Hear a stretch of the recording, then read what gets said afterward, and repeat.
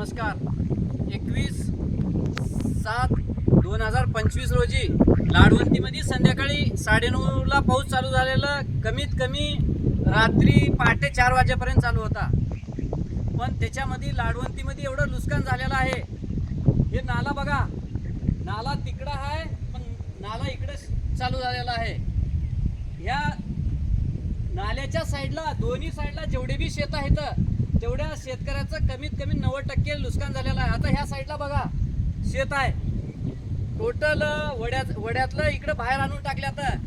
आणि त्या शेतामध्ये असं आहे, जो माणूस टकला होतो, टकला झाल्यानंतर ह्या साईडला जेवढे राहतात केस कापाय गेल तर बी त्याला तेवढेच पैसे द्यावे लागतात. ते परिस्थिती झालेलं आहे. तेवढ्याला जरा फवारा म्हटलं तर एक बाटली घ्यावंच लागतं. या सुट्ट तर भेटणार 2 झाकण. तर शेतकऱ्याची एवढी परिस्थिती गंभीर आहे. या देशाचं मेन आधारस्तंभ शेतकरी आहे. तरी ह्या शेतकऱ्याला सरकारनं वाचवलं पाहिजे. नंतर ज्या दिवशी शेतकरी शेती करायचं सोडेल त्या दिवशी ज्वारी 1000 रुपये किलो, 2000 रुपये किलो, 5000 रुपये किलो होईल. ते कंडिशन न येऊ देता शेतकरी कसा जगल आणि शेतकऱ्याला याच्या असल्या संकटामध्ये सरकारनं मदत केलं पाहिजे.